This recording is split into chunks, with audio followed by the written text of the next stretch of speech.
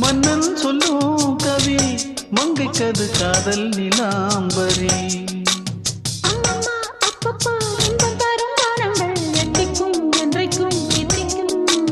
மங்கினி கங்கினி வெண்ணிலவின் தங்கினி உன்னைத்தான் என் கண்கள் சந்திக்கும்